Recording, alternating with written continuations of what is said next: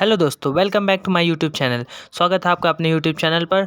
I hope आप लोग अच्छे होंगे। तो आज की सेशन की वीडियो है यूपी बोर्ड के Hindi class 12th and 10th के बहुत ही ज़्यादा मोस्ट इंपॉर्टेंट हास्य रस और करुण रस और वीर रस की डिफिनेशन और उदाहरण सहित। ठीक है, उदाहरण इसमें देना पड़ता है प्लस डिफिनेशन देना पड़ता है, तब वो पूरे अंक दिए जाते हैं बोर्ड पेपर में। ठीक है, तो मैं आज आपको बहुत ही शॉर्ट ट्रिक बताऊँगा जिससे आप याद भी कर सकते हैं, प्लस उदाहरण भी बहुत छोटे छोटे बताऊँगा जो कि बहुत ज़्यादा इंपॉर्टेंट भी है, उनकी मीनिंग्स भी बहुत ज़्यादा इंपॉर्टेंट है जो कि बोर्ड में आते हुए रहते हैं। ठीक है, तो मैं बताऊंगा इनको क्लियर। उससे पहले अगर हमारे चैनल पर आप नए हैं तो चैनल को सब्सक्राइब और वीडियो को लाइक करना ना भूलें और बेल आइकन जरूर दबा दें, जिससे नई वीडियो आएगी तो तुरंत आपके पास नोटिफिकेशन आ जाएगी। तो चलिए स्टार्ट करते हैं सेशन को। तो ये रहा पहला रस, और पहला रस में आता है हास्य रस। ठीक है, हास्य रस पहले नंबर में आता है। तो हास्य रस की डिफिनेशन क्या होती है, चलिए देखते हैं। तो हास्य रस की डिफिनेशन है कि इसका स्थायी भाव इसका स्थायी भाव क्या होता है, हास। इसका स्थायी भाव हास होता है। किसी भी रस को लिखने से पहले उसका स्थायी भाव लिखना बहुत ज़्यादा इंपॉर्टेंट होता है। ठीक है, तो क्या है, इसका स्थायी भाव हास होता है। ठीक, जब किसी वस्तु या व्यक्ति के विकृत आकार, वेशभूषा, वाणी, चेष्टा को देखकर जब मन में हंसी आए तो वहाँ पर हास्य रस होता है। यानी जब किसी को हम विकृत आकार में देखें, या जैसे कि कोई कपड़े फटे पहना हुआ हो या उट पटांग के कपड़े पहना हो, तो उसको देखकर जब हमारे मन में हंसी उत्पन्न होती है तो वहाँ पर हास्य रस होता है। तो इसका डिफिनेशन क्या होगा, जब इसका स्थायी भाव हास होता है और जब किसी व्यक्ति वस्तु के विकृत आकार, वेशभूषा, वाणी, चेष्टा को देखकर जब मन में हंसी आए तो वहाँ पर हास्य रस होता है। ठीक है, और इसका उदाहरण भी लिखना पड़ेगा, तभी आपको 2 नंबर मिलेंगे जो कि कंफर्म होंगे। तो इसका उदाहरण देखते हैं, चलिए उदाहरण। तो हास्य रस का उदाहरण ये रहा है। उदाहरण ये है, शीश पर गंगा हंसे, भुजनी भुजंगा हंसे, हाँ शी को दंगा भयो नंगा के विवाह में। ठीक है, जब शिव जी की शादी होती है तो वे जाते हैं गौरी माता के यहाँ, तो इस तरह का वो वेशभूषा बना के जाते हैं, भस्म लगाए हुए या नांग लपेटे हुए, भूत भूत भूत की बारात लेके जाते हैं। तो इस तरह देखकर आदमी उनके ऊपर हंसते हैं, तो यहाँ पर हास्य रस उत्पन्न हो जाता है। तो यहाँ पर उदाहरण है, शीश पर गंगा से, भुजनी भुजंगा से, हाँसी को दंगा भयो नंगा के विवाह में। ठीक है, तो ये था हास्य रस का उदाहरण और हास्य रस की परिभाषा जो मैंने आपको बताई। चलिए अगले रस की ओर चलते हैं। तो अगला रस है करुण रस। ठीक है, करुण रस की ओर चलते हैं।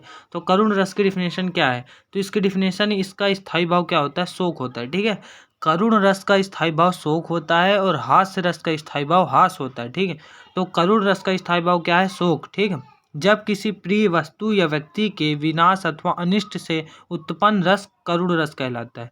जब किसी प्रिय वस्तु, जैसे हमारी कोई प्रिय वस्तु हो वो टूट जाए, या कोई प्रिय व्यक्ति हो जो हमें अच्छा लगता हो लेकिन उसकी अनावश्यक कारण मृत्यु हो जाए, तो जो हमारे मन में जो रस उत्पन्न होता है वो करुण रस कहलाता है। ठीक है, तो इसका स्थायी भाव क्या होता है, शोक होता है। ठीक है, इसका स्थायी भाव शोक होता है। और जब किसी प्रिय वस्तु या व्यक्ति के विनाश अथवा अनिष्ट से उत्पन्न रस कौन सा कहलाता है, करुण रस। वो कौन सा रस कहलाता है, करुण रस।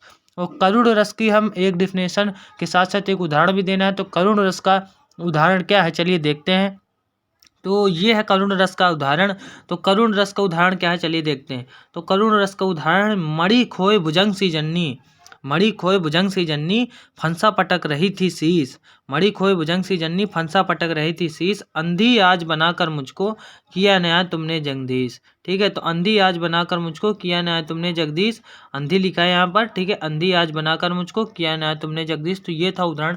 जैसे जब दशरथ जी ने, इसमें ये इसका मतलब क्या है कि जब दशरथ जी ने दशरथ जी उसको बाण मार देते हैं श्रवण कुमार को, तब उसकी माता पिता इस तरह के शोकवाणी बोलते हैं कि जैसे एक नागिन या नाग के ऊपर जो मणि लगी होती है वो कोई छीन ले जाए तो वो फंसा यानी कि अपने फन को पटक पटक कर प्राण दे देती है।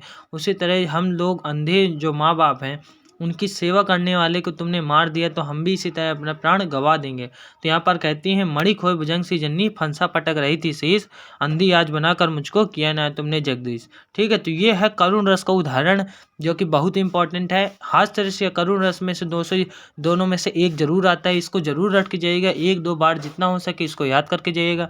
चलिए अगले रस के ऊपर चलते हैं। अगला रस क्या है, अगला रस है वीर रस। ठीक है, अगला रस है वीर रस। वीर रस का स्थायी भाव क्या होता है, वीर रस का स्थायी भाव होता है उत्साह।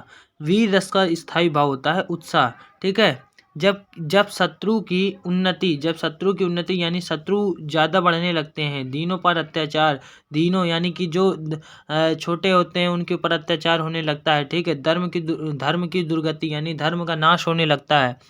को मिटाने का जो जब इन गलत चीज़ों का होने में जो मिटाने का मन में उत्साह उमड़ता है, वो उसको क्या कहते हैं? वो रस कौन सा होता है? वीर रस। जब कोई गलत काम करता है व्यक्ति, उसको मिटाने के लिए जब हमारे मन में आता है कि अब इसको यार मारते हैं या कुछ करते हैं, तो वो वीर रस कहलाता है, ठीक है। तो इसका स्थायी भाव उत्साह होता है। किसी भी रस को लिखने से पहले उसका स्थायी भाव जरूर लिखेगा। तो वीर रस का स्थायी भाव उत्साह होता है। हास्य रस का स्थायी भाव हास होता है और करुण रस का स्थायी भाव शोक होता है, ठीक है। तो इसका स्थायी भाव उत्साह होता है। जब किसी शत्रु की उन्नति, दीनों पर अत्याचार या धर्म की दुर्गति को मिटाने का जो मन में उत्साह बढ़ता है, उसे ही वीर रस कहते हैं, ठीक है। उसे ही वीर रस कहते हैं। अब इसका उदाहरण देखते हैं, उदाहरण की ओर चलते हैं। तो वीर रस का उदाहरण है, अमृत वीर पुत्र हो दृढ़ प्रतिज्ञ सोच लो, प्रशस्त पुण्य पंथ है बढ़े चलो। ठीक है, एक बार और सुन लीजिए। अमृत वीर पुत्र हो दृढ़ प्रतिज्ञ सोच लो, प्रशस्त पुण्य पंथ है बढ़े चलो। तो वीर रस का ये उदाहरण हो गया जो कि बहुत इंपॉर्टेंट है। वीर रस, हास रस और करुण रस, ये तीनों रस बहुत ही ज़्यादा इंपॉर्टेंट है जो कि हर एक क्वेश्चन में आते हैं। आई होप आपको वीडियो अच्छी लगी हो। वीडियो अच्छी लगी तो वीडियो को लाइक और चैनल को सब्सक्राइब जरूर करके जाएं। Thank you.